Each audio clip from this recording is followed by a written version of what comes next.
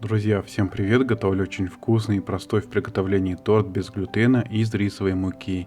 В данном рецепте я не использую духовку, выпекать бисквит буду в микроволновке. Это отличный вариант, если торт нужно приготовить в течение 30 минут, либо если вы на даче. Торт не содержит глютен, вместо сахара вы можете использовать эритритол или иной другой подсластитель по своему желанию.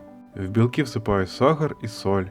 Вымешиваю на высоких оборотах миксера, чтобы получилась плотная меренга, которая хорошо держит форму и не опадает. Желтки с ванилином вымешиваю миксером до бела. Во взбитую меренгу выкладываю вымешанные желтки. Недолго перемешиваю на низких оборотах миксера под углом, чтобы насыщать яичную основу кислородом. Просеиваю рисовую муку с разрыхлителем через сито. Перемешиваю на низких оборотах миксера также под углом. Невымешанные остатки можно собрать со стен чаши силиконовой лопаткой. Вот такое без крупинок пышное тесто получилось. Тесто перекладываю в силиконовую форму в виде кольца. Вы можете выложить в свою форму, которую используете для микроволновки.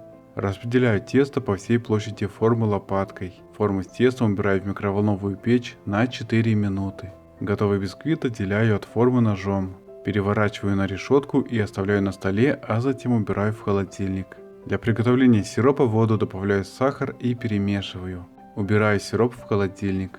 Холодный бисквит разрезаю ножом на 2 бисквитных коржа. В сливки добавляю сахар.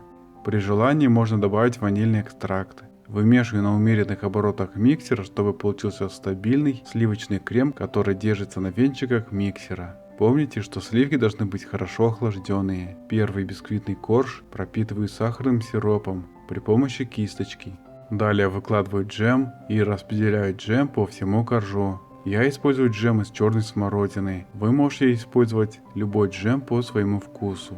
Выкладываю часть крема и распределяю крем поверх джема. Закрываю вторым коржом, пропитываю. Распределяю оставшийся крем по всему торту. Готовый торт убираю в холодильник для стабилизации. При желании торт наскоро можно подавать сразу после сборки. Это очень вкусный торт, который понравится всем, кто не употребляет муку и у кого непереносимость глютена. Гармоничное сочетание воздушных бисквитов с джемом и взбитыми сливками делают из простых продуктов маленький шедевр. Приятного аппетита!